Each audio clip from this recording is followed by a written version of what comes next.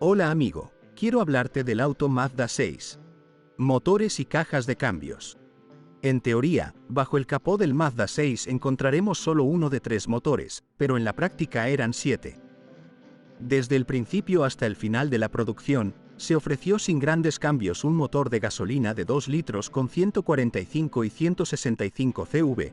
Con el tiempo, la variante más débil fue retirada del mercado. El motor de gasolina de 2,5 litros se modificó una vez en 2017, cuando la potencia aumentó de 192 a 194 CV. Hay un sistema mild hybrid y desactivación de 2 cilindros durante la conducción.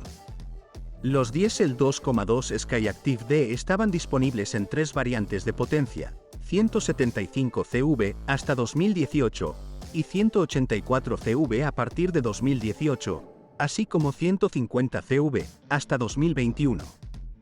Cada uno de ellos se ofrecía con transmisión manual o automática, así como con tracción delantera o AWD.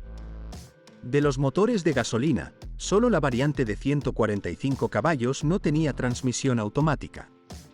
Todos los motores del Mazda 6 cumplen la norma europea sobre emisiones 6 euros y, a partir de 2018, Euro 6D Temp. Una de las mayores desventajas de los motores de gasolina del Mazda 6 era su rendimiento. Normalmente, los motores de aspiración natural funcionan en un rango de revoluciones bastante amplio y aceleran de forma lineal y uniforme.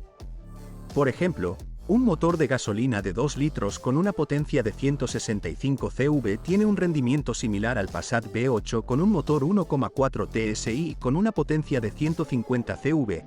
Pero el motor alemán turbo acelera subjetivamente mucho mejor.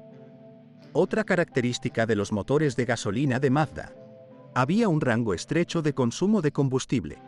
Es decir, no es posible alcanzar un consumo de combustible récord como, por ejemplo, con el TSI mencionado, pero, por otro lado, con una conducción dinámica se pueden contar con resultados bastante buenos. En la práctica, las personas a las que les gusta pisar fuerte el pedal del acelerador pueden presumir de un bajo consumo de combustible, pero si el conductor cambia de un moderno turbo de gasolina a un Mazda atmosférico y es un amante de la conducción ecológica, puede sentirse decepcionado. Al fin y al cabo, los motores de gasolina no consumen mucho combustible y los motores diésel pueden considerarse tan económicos como los de la competencia. ¿Qué motor elegir? A la hora de elegir el tipo de combustible también conviene tener en cuenta el mercado, que está repleto de versiones de gasolina.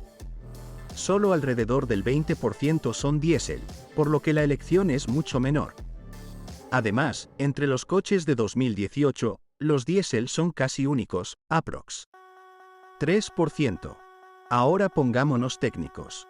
Los diésel ofrecen una mejor dinámica que los motores de gasolina.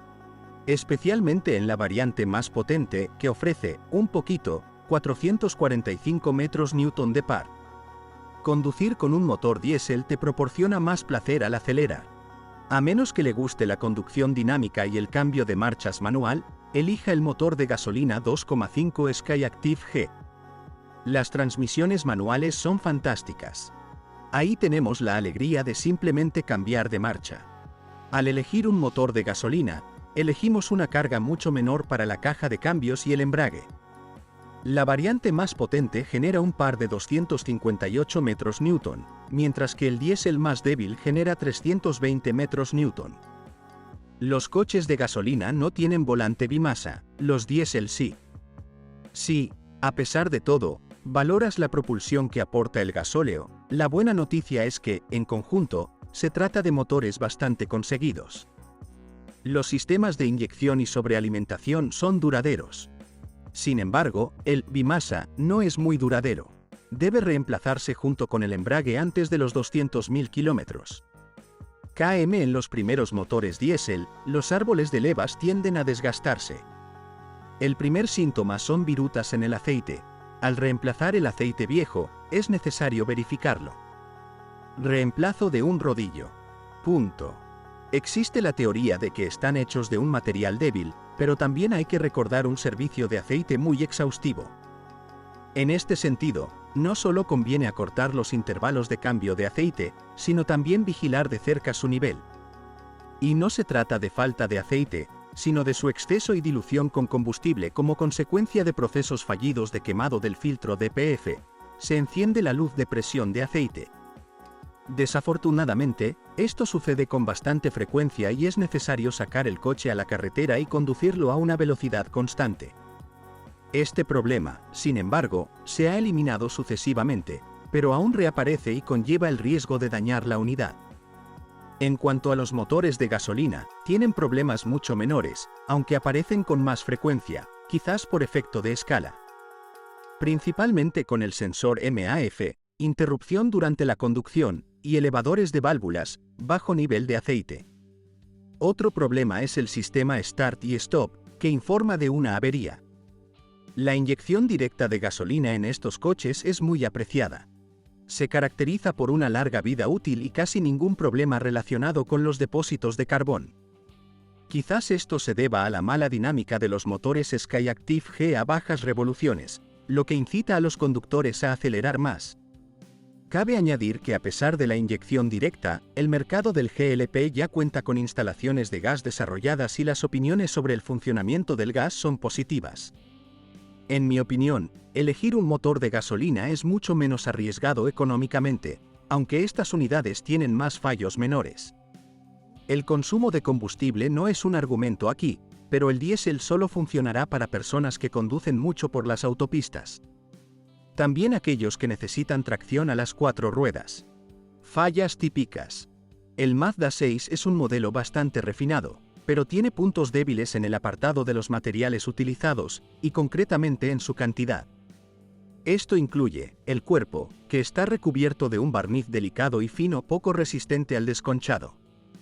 El riesgo de corrosión también es tan alto que el importador aplicó una capa anticorrosión adicional a los coches que salían de las salas de exposición. También en los coches jóvenes se puede producir corrosión en el sistema de escape. Lamentablemente, el uso de materiales ligeros y finos afecta al funcionamiento. Los discos de freno no son duraderos y también pueden vibrar durante el frenado. Este problema es difícil de eliminar.